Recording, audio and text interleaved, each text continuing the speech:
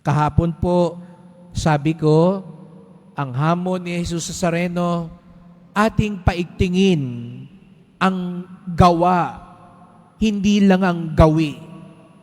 Ang loob, hindi lang ang labas. Huwag lang yung nakagawian ang nagpapatakbo ng buhay natin. Huwag lang yung panglabas ang siyang magbubunsod sa atin. Sapagkat pag ganun daw ang nangyari, yung nakagawian, nakasanayan, wala tayong pinagkaiba sa robot. Wala tayong pinagkaiba sa mga parang tau-tauhan na gumagalaw na lang ng halos walang kamalayan. Huwag sanang dumating ang panahon na sa sobrang nakasanayan natin ang mga bagay-bagay, parang wala na sa sarili natin yung ginagawa natin. Siguro paminsan-minsan, maaring mangyari yun. At lahat nangyayari yun, lalo na kung paulit-ulit ang ginagawa natin. Pagising mo sa umaga, yung mga ginagawa mo, maligo ka, magsipilyo ka, magtimpla ka ng kape, magluto ka, buksan mo yung radyo o anuman. Sa paulit-ulit nating ginagawa, pagpasok mo sa opisina, sa trabaho, kung ano yung nakasanayan mong galawin, upuan, pakinggan, panoorin. Lahat tayo yung mga taong may ritual. Kahit sa simbahan, meron tayong nakagawian. Pagpasok nyo sa simbahan, hahaplos kayo doon sa krus, pupunta kayo sa biren, didipa tayo. Lahat tayo yung mga taong mahilig sa ritual. At ito yung gumagabay sa buhay natin. Sabi nga ni Jesus Nazareno, hindi naman masama yun. Tamang gawin yun. Huwag lang ninyong kaligtaan, gawin ang mga iba. Huwag lang nating kaligtaan yung dahilan ng ginagawa natin. Yung pakay ng ginagawa natin. Sapagkat sa bandang huli, sabi ko nga, kung mistulang para tayong robot na mechanical na lang ang ginagawa, walang buhay. Siguro nakapanood na kayo ng mga tinatawag nilang zombie. No?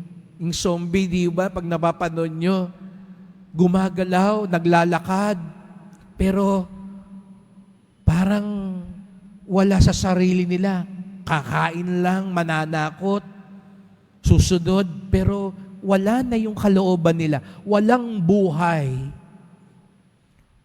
Kaya nga't paalala ni San Pablo sa unang pagbasa, kung tayo'y para sa Diyos, tayo ay puspos ng Espiritu. At ano bang Espiritu? Ang Espiritu Santo ay ang prinsipyo ng buhay. Kaya nga't kung tayo'y sumusunod sa Diyos, sabi ni San Pablo, wala ito dapat sa buhay natin. Pangangalunya, karimar-rimarim na pamumuhay, kahalayan, pagsamba sa Diyos-Diyosan, pangkukulam, pagkapuot, pagkagalit, paninibugho, kasakiman, pagkakampi-kampi, pagkakainggit, paglalasing, at lahat ng mga masasamang bagay, sapagkat ito'y kumikitil sa buhay. Tayo ay sumusunod sa Diyos, puno ng buhay. At kapag tayo puno ng buhay, puno ng pag-ibig, kagalakan at kapayapaan, katyagaan, kabaitan at kabutihan. May buhay ba tayo? At tayo ba'y nagbibigay buhay? Kaya nga sabi sa Salmo Responsorio, ang sumusunod sa poon, sa liwanag hahantong. Liwanag at buhay. Nagkakaroon tayo ng liwanag at buhay, nagbibigay tayo ng liwanag at buhay kung tayo'y para sa Diyos. Kaya mga kapatid, ito po yung ipagdasal natin, na yung ating pagiging deboto, yung ating pagiging paladasalin, yung paglapit natin sa Poong Nazareno, tulungan tayong matuklasan ang buhay at liwanag. At kung tunay tayong puspos ng Espiritu Santo, ng buhay at liwanag, tayo din ay nagbibigay buhay at liwanag. Kaya nga sabi ni Jesus Nazareno, kayong mga Pariseo, mga panlabas, maganda ang labas, para mga nicho, bulok sa loob, walang buhay sa loob. Pwede tayong gumagalaw, pwede tayong parang malakas, pwede nga tayong parang sumisigaw pa, pero walang kabuhay-buhay ang kalooban.